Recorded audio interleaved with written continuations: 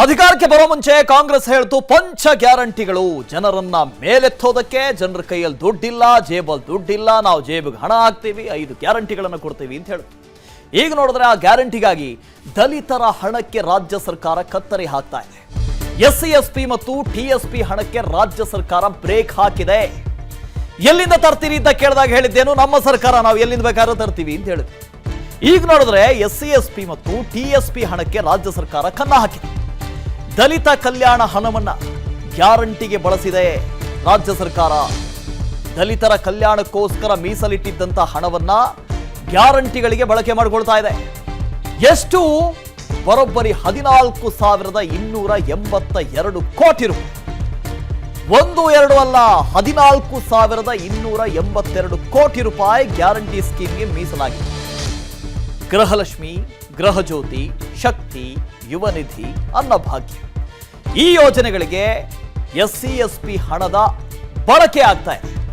2024-25ರಲ್ಲಿ SC SP ಮತ್ತು TSP ಸ್ಕೀಮ್ಗೆ ಎಷ್ಟು ಹಣ ಮೀಸಲಿಟ್ಟಿದ್ರು?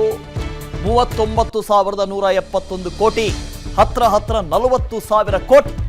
ಆದರೆ 39,171 ಕೋಟಿ ಹಣದ ಪೈಕಿ ಅರ್ಧಕ್ಕೆ ಅರ್ಧ ಗ್ಯಾರಂಟಿ ಯೋಜನೆಗಳಿಗೆ ಶಿಫ್ಟ್ ಆಗಿದೆ.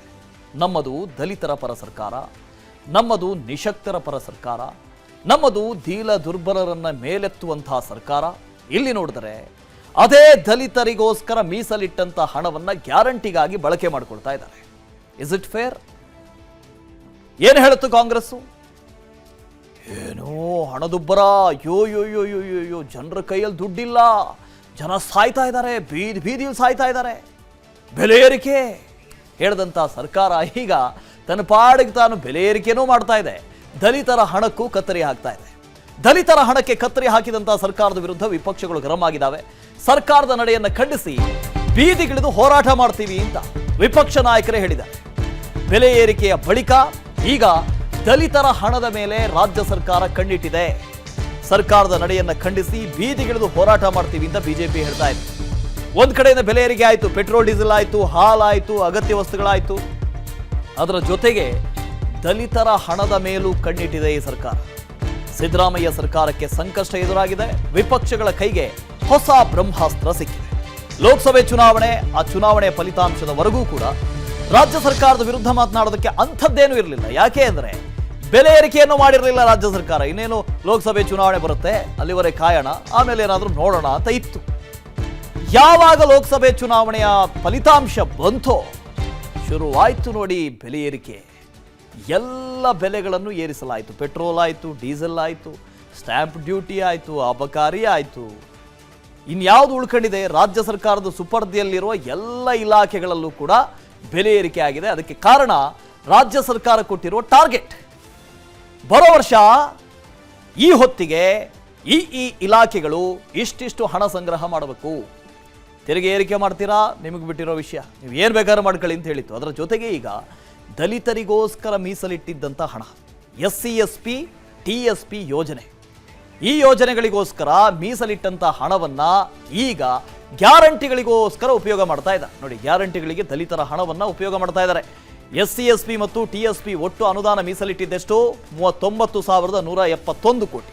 39,171 ಕೋಟಿ, ಹತ್ರ 40 ಕೋಟಿ. ಇಲ್ಲಿ ನೋಡಿ, ಗ್ಯಾರಂಟಿಗೆ ಕೊಟ್ಟಂತ ಹಣ ಎಷ್ಟು? 14,282. 40,000 ಕೋಟಿಯಲ್ಲಿ 14,282 ಕೋಟಿಯಲ್ಲಿ ಅರ್ಧಕ್ಕರ್ಧವನ್ನ ಗ್ಯಾರಂಟಿಗೋಸ್ಕರ ಬಳಕೆ ಮಾಡಿದ್ದಾರೆ. ಯಾವ ಯೋಜನೆಗಳಿಗೆ ಎಷ್ಟು ಹಣ ಕೊಟ್ಟಿದ್ದಾರೆ? ಅನ್ನಭಾಗ್ಯ ಯೋಜನೆಗೆ 22,187 ಕೋಟಿ, ಶಕ್ತಿ ಯೋಜನೆಗೆ 1,451 ಕೋಟಿ, ಗೃಹ ಜ್ಯೋತಿಗೆ 2,585 ಕೋಟಿ, ಯುವ ನಿಧಿ ಯೋಜನೆಗೆ 175 ಕೋಟಿ. ಇಷ್ಟನ್ನು ದಲಿತರ ಕ್ಷೇಮಾಭಿವೃದ್ಧಿಗೋಸ್ಕರ SC SP TSP ಅಂತ ಒಂದು ನಿಧಿಯನ್ನು ಕೊಡ್ತಾರೆ. ಅದರಲ್ಲಿ 40,000 ಕೋಟಿ ರೂಪಾಯಿಯನ್ನು ಕೊಟ್ಟಿದ್ರು, ಹತ್ರ 40,000 ಕೋಟಿ. ಅದರಲ್ಲಿ 14,282 ಕೋಟಿಯನ್ನ ಎಲ್ಲ ಯೋಜನೆಗಳಿಗೋಸ್ಕರ ಬಳಕೆ ಮಾಡಿಕೊಂಡಿದೆ ರಾಜ್ಯ ಸರ್ಕಾರ.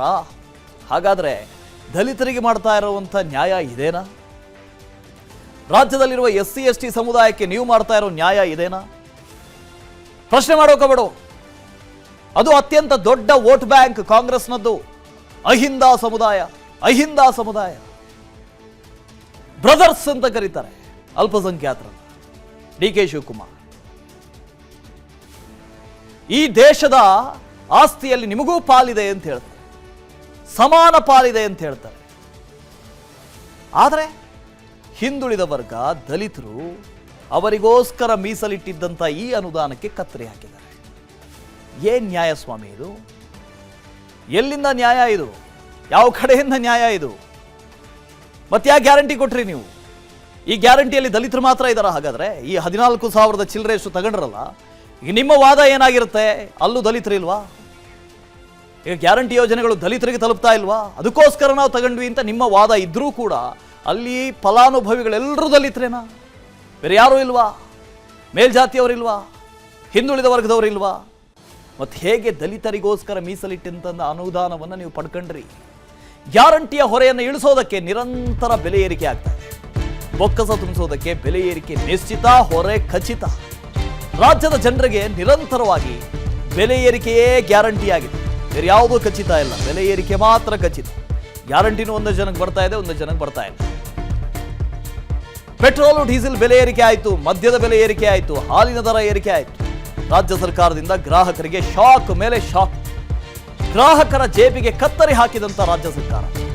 ಆಸ್ತಿಗಳ ನೋಂದಣಿ, ಚಾಲನಾ ಪರವಾನಿಗೆ ಶುಲ್ಕ, ಇನ್ನು ಯಾವುದೆಲ್ಲ ಇದೆ, ಮದ್ಯ, ಎಲ್ಲಾನು ಏರಿಕೆ. ಅದೆಲ್ಲ ಬಿಟ್ಟು ಹಾಕಿ ಪೆಟ್ರೋಲ್ ಡೀಸೆಲ್ ಬೆಲೆ ಏರಿಕೆ ಆಯ್ತಲ್ಲ.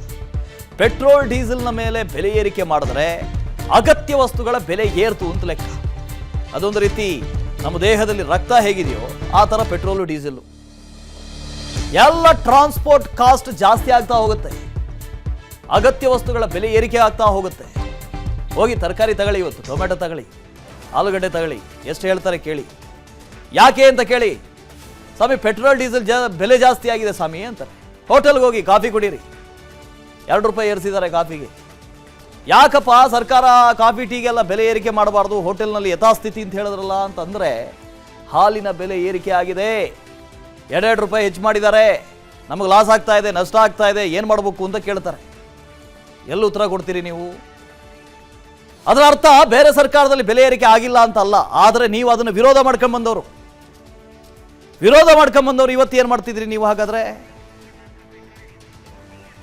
ಲಕ್ಷ್ಮೀ ನರಸಿಂಹ ಇದ್ರ ಬಗ್ಗೆ ಡೀಟೇಲ್ಸನ್ನು ಕೊಡ್ದು ಹೋಗ್ತಾರೆ, ಲೈವ್ನಲ್ಲಿ ಜಾಯ್ನ್ ಆಗ್ತಾ ಇದ್ದಾರೆ. Good morning Lakshmi Narasimha. ಎಲ್ಲ ಸರ್ಕಾರಗಳ ಕಾಲದಲ್ಲೂ ಕೂಡ ಬೆಲೆ ಏರಿಕೆ ಆಗಿದೆ, ನಾವು ಬೆಲೆ ಏರಿಕೆಯನ್ನು ವಿರೋಧ ಮಾಡ್ತಾ ಇಲ್ಲ. ಆದರೆ ಈ ಸರ್ಕಾರ ಬಂದಿದ್ದೇ ಬೆಲೆ ಏರಿಕೆಯನ್ನು ವಿರೋಧ ಮಾಡ್ತಾ. ಏನು ಸ್ವಾಮಿ, ಜೇಬಿ ಕನ್ನ ಹಾಕಿದ್ರು, ಜೇಬನ್ನು ಕತ್ತರಿಸಿದ್ರು, ಕಾಸಿಲ್ಲ, ಜನ ಪಾಪ ಸಾಯ್ತಾ ಇದ್ದಾರೆ ಅಂತ ಹೇಳ್ತಾ ಬಂದಂಥ ಸರ್ಕಾರ 1 ವರ್ಷ ಕಳೆಯೋದ್ರೊಳಗಡೆ ಹಿಂದಿನ ಸರ್ಕಾರದ ಚಾಳಿಯನ್ನೇ ಶುರು ಮಾಡ್ಕೊಂತಲ್ಲ ಅಂತ. ವಾಸುದೇವ್, ರಾಜ್ಯದಲ್ಲಿ ಏನು ಬೆಲೆ ಏರಿಕೆಯ ಪರ್ವ ಶುರುವಾಗಿರ್ತಕ್ಕಂಥದ್ದು ಕಾಂಗ್ರೆಸ್ ಸರ್ಕಾರ ಅಧಿಕಾರಕ್ಕೆ ಬಂದ ಬಳಿಕ ಏನು ಮೊದಲನೇದಾಗಿ ಗ್ಯಾರಂಟಿ ಯೋಜನೆಗಳನ್ನು ಕೊಟ್ಟು ಜನರಿಗೆ ಆಸೆಯನ್ನು ತೋರಿಸಿ ತದನಂತರ ಗ್ಯಾರಂಟಿ ಯೋಜನೆಗಳಿಗೆ ಆದಾಯವನ್ನು ಕ್ರೋಢೀಕರಣ ಮಾಡೋ ನಿಟ್ಟಿನಲ್ಲಿ ಜನರ ಸುಲಿಗೆಗೆ ಮುಂದಾಯ್ತು ಅಂತಕ್ಕಂಥ ಪ್ರಶ್ನೆ ಈಗ ಎದುರಾಗ್ತದೆ. ಯಾಕಂದ್ರೆ ಏನು ಮೊದಲನೇದಾಗಿ ಸರ್ಕಾರ ಏಕಾಏಕಿ ಎಲೆಕ್ಷನ್ ಮುಗಿದ ಬಳಿಕ, ಲೋಕಸಭಾ ಚುನಾವಣೆ ಮುಗಿದ ಬಳಿಕ 3 ರೂಪಾಯಿ ಪೆಟ್ರೋಲ್ ಡೀಸೆಲ್ನ ಬೆಲೆ ಏರಿಕೆ ಮಾಡಿ ಜನಸಾಮಾನ್ಯರಿಗೆ, ಮಧ್ಯಮ ವರ್ಗದ ವಾಹನ ಸವಾರರಿಗೆ ಶಾಕ್ ಅನ್ನು ಕೊಟ್ಟಿತ್ತು. ತದನಂತರ 1 by 1 ಬೆಲೆ ಏರಿಕೆ ಶುರು ಮಾಡಿತ್ತು. ಏನು ಅಗತ್ಯ ವಸ್ತುಗಳಾಗಿರ್ಬೋದು, ಏನು ತರಕಾರಿ ಮತ್ತು ದಿನಸಿ ಪದಾರ್ಥಗಳ ಬೆಲೆ ಏರಿಕೆ ಕೂಡ ಆಯಿತು. ಮತ್ತು ಹಾಲಿನ ದರ ಕೂಡ ಏನು ಬಲವಂತವಾಗಿ ಏನು ಹಾಲನ್ನು 50 ml ಹೆಚ್ಚಿಗೆ ಕೊಟ್ಟು ಮತ್ತೆ ಸುಲಿಗೆ ಮಾಡ್ತಕ್ಕಂಥ ಕೆಲಸವನ್ನು ಮಾಡ್ತಾರೆ. ಯಾಕಂದ್ರೆ ಹಾಲನ್ನು ಯಾರು ಕೂಡ ಹೆಚ್ಚಿಗೆ ಕೇಳಿರಲಿಲ್ಲ, ಆದರೂ ಕೂಡ 50 ml ಜಾಸ್ತಿಯನ್ನು ಕೊಟ್ಟು ಮತ್ತೆ 2 ರೂಪಾಯಿ ಎಕ್ಸ್ಟ್ರಾ ವಸೂಲಿ ಮಾಡ್ತಕ್ಕಂಥ ಕೆಲಸ ಕೂಡ ಸರ್ಕಾರ ಮುಂದಾಯಿತು. ಅದಾದ ಬಳಿಕ ಈಗ ಮತ್ತೊಂದು ಬೆಲೆ ಏರಿಕೆ ಶುರುವಾಗಿರ್ತಕ್ಕಂಥದ್ದು ಏನಂದ್ರೆ ಅದು ಏನು DL ವಾಹನ ಚಾಲನಾ ಪರವಾನಗಿಯ ಶುಲ್ಕವನ್ನು ಕೂಡ ಸಾರಿಗೆ ಇಲಾಖೆ ಹೆಚ್ಚಳ ಮಾಡತಕ್ಕಂಥದ್ದು. ತದನಂತರ ಏನು ಆಸ್ತಿ ನೋಂದಣಿ ಶುಲ್ಕವನ್ನು ಕೂಡ ಹೆಚ್ಚಳ ಮಾಡತಕ್ಕಂಥದ್ದು. ಆಸ್ತಿ ಮತ್ತು ಮುದ್ರಾಂಕ ಇಲಾಖೆ ಈ ರೀತಿ ಕ್ರಮಕ್ಕೆ ಮುಂದಾಗಿದೆ. ಯಾಕಂದ್ರೆ ಏನು ಈಗಾಗಲೇ ಕೂಡ ಆರ್ಥಿಕ ಇಲಾಖೆ ಶಿಸ್ತು ಏನು ಹೇಳ್ತಾ ಇದೆ ಅಂದ್ರೆ ಆದಾಯ ಕ್ರೋಢೀಕರಣ ಕಷ್ಟ ಆಗ್ತಾ ಇದೆ, ಗ್ಯಾರಂಟಿಗಳಿಗೆ ಹಣ ಹೊಂದಿಸಲು ಕಷ್ಟ ಆಗ್ತದೆ, ಹೀಗಾಗಿ ಬೆಲೆ ಏರಿಕೆ ಅಂತಕ್ಕಂಥದ್ದು ಅನಿವಾರ್ಯ ಆಗಿದೆ. ಸೊ ಕಾಂಗ್ರೆಸ್ ಸರ್ಕಾರ ಈ ರೀತಿ ಬೆಲೆ ಏರಿಕೆ ಮಾಡ್ತಕ್ಕಂಥದ್ದು ಎಷ್ಟು ಸರಿ? ಯಾಕಂದ್ರೆ ಏನು ಈ ಹಿಂದೆ ಇದ್ದಂತ ಬಿಜೆಪಿ ಸರ್ಕಾರ ಏನೇ ಬೆಲೆ ಏರಿಕೆ ಮಾಡಿದ ತಕ್ಷಣ ಅವರು ಬೀದಿಗೆ ಬಂದು ರಾದ್ದಾಂತವನ್ನ ಮಾಡಿ, ಹೈಡ್ರಾವನ್ನ ಮಾಡಿ ಪ್ರತಿಭಟನೆಗಳನ್ನ ಮಾಡ್ತಾ ಇದ್ರು. ಆದರೆ ಇವರು ಅಧಿಕಾರಕ್ಕೆ ಬಂದ ನಂತರ ಮಾಡ್ತಾ ಇರೋದು ಏನು ಬರೀ ಗ್ಯಾರಂಟಿ ಯೋಜನೆ ಸಾಕಾಗ್ಬಿಡುತ್ತಾ? ಅಭಿವೃದ್ಧಿ ಬೇಕಾಗಲ್ವಾ? ಈ ರೀತಿ ಬೆಲೆ ಏರಿಕೆ ಮಾಡ್ತಾ ಇದ್ರೆ ಜನಸಾಮಾನ್ಯರು ಕೂಡ, ಮಧ್ಯಮ ವರ್ಗದ ಜನಸಾಮಾನ್ಯರು ಯಾರ ಬಳಿ ಸಂಕಷ್ಟವನ್ನು ಹೇಳೋದು? ಸಿದ್ದರಾಮಯ್ಯರಾಗಬಹುದು, DK ಶಿವಕುಮಾರ್ ಏನು ಒಂದಾದ ನಂತರ ಒಂದು ಹೋರಾಟಗಳನ್ನು ಮಾಡಿದ್ರು. ಜನಸಾಮಾನ್ಯರನ್ನ ಸುಲಿಗೆ ಮಾಡ್ತದೆ, ಮಧ್ಯಮ ವರ್ಗಕ್ಕೆ ತುಂಬಾ ಕಷ್ಟ ಆಗ್ತದೆ ಅಂತ ಹೇಳಿ ಕೇಂದ್ರ ಸರ್ಕಾರ ಸಹಿತ ರಾಜ್ಯ ಸರ್ಕಾರವನ್ನು ಕೂಡ ಹಿಗ್ಗಾಮುಗ್ಗಾ ತರಾಟೆಗೆ ತೆಗೆತಕ್ಕಂಥ ಕೆಲಸವನ್ನು ಕೂಡ ಈ ಹಿಂದೆ ಮಾಡಿ ಅದೇ ಒಂದು ವಿಚಾರವನ್ನು ಮುಂದಿಟ್ಕೊಂಡು ಈ ಒಂದು ಕಾಂಗ್ರೆಸ್ ಸರ್ಕಾರ ಅಧಿಕಾರಕ್ಕೆ ಬಂದಿತ್ತು. ಆದರೆ ಈವಾಗೂ ಕೂಡ ಕಾಂಗ್ರೆಸ್ ಸರ್ಕಾರ ಅದೇ ಒಂದು ಚಾಳಿಯನ್ನು ಮುಂದುವರಿಸಿದೆ. ಈ ರೀತಿ ಬೆಲೆ ಏರಿಕೆ ಮುಂದುವರಿಸ್ತಾ ಹೋದರೆ ಜನಸಾಮಾನ್ಯರ ಪಾಡೇನು ಅಂತಕ್ಕಂಥದ್ದು ಈಗಿರೋ ಪ್ರಶ್ನೆ ಆಗಿದೆ ವಾಸುದೇವ್.